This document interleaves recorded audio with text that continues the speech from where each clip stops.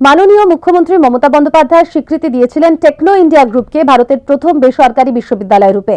এবার সর্বভারতীয় জয়েন্ট পরীক্ষায় উত্তীর্ণ ছাত্রছাত্রীরা টেকনো ইন্ডিয়ার 3টি বিশ্ববিদ্যালয়ে পড়ার সুযোগ পাবেন।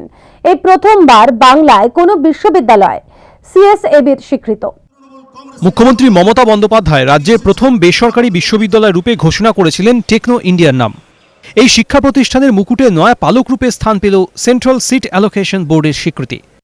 এই প্রথমবার সর্বভারতীয় পর্যায়ে জয়েন্ট পরীক্ষায় উত্তীর্ণ ছাত্রছাত্রীরা কলকাতা, শিলং এবং মধ্যপ্রদেশের টেকনো ইন্ডিয়ার 3টি শিক্ষা প্রতিষ্ঠানে ভর্তি হওয়ার সুযোগ পাবেন। সংস্থার চিফ অপারেটিং অফিসার সুজয় বিশ্বাসের দৃঢ় বিশ্বাস, রাজ্যের মুখ্যমন্ত্রী এবং সংস্থার দুই কর্ণধার গৌতম রায়চৌধুরী ও সত্যম রায়চৌধুরীর স্বপ্ন সার্থক হওয়ার দিকে এক ধাপ এগিয়ে গেল।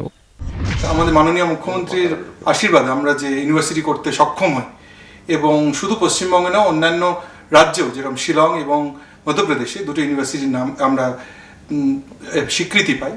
সেই Techno India University Kolkata, Techno India University, Techno Global University Shillong এবং টেকনো গ্লোবাল ইউনিভার্সিটি সিরঞ্জ মধ্যপ্রদেশের 3টে সেলফ ফাইন্যান্স ইউনিভার্সিটি ক্যাটাগরিতে এই সেন্ট্রাল সিট অ্যালোকেশন বোর্ডের এমপ্যানেল হয়েছে। রাজ্যের ছাত্ররা অন্য রাজ্যে যেত এতদিন, সর্বভারতীয় জয়েন্ট পরীক্ষায় উত্তীর্ণ হয়ে এবার ভিন রাজ্যের সফল ছাত্রছাত্রীরাও কলকাতায় টেকনো ইন্ডিয়ায় পড়ার সুযোগ পেতে চলেছেন উন্নত পরিকাঠামোর মাধ্যমে। আমরা আজকে যখন সিএসএবি স্বীকৃতি পেয়েছি, তার মানে আমরা এই জিনিসটাকে পুরো ট্রান্সপারেন্ট করেছি যে আমরা কি কোর্স করাবো। আমরা বিটেক করাবো, আমরা ইন্টিগ্রেটেড এমটেক করাবো, আমরা এমএসসি কোর্স করাবো, কি ফিল্ডে করাবো, তাতে স্পেশালাইজেশন কি থাকবে, এবং তার ফিস কি থাকবে, সমস্তটা আমরা ট্রান্সপারেন্ট করেছি।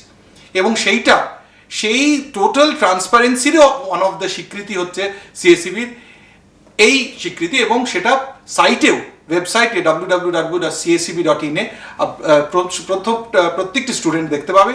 21 তারিখ থেকে 24 তারিখ হচ্ছে সিএসএ কাউন্সিলিং চলছে, তারা অনলাইন তারা বুক করতে পারবে। বিটেক পড়াশোনার পাশাপাশি এখানে আরও অনেক বাড়তি শিক্ষামূলক কোর্সও পড়ার সুযোগ থাকছে বলে জানানো হয়েছে সংস্থার পক্ষ থেকে। কলকাতা টিভি।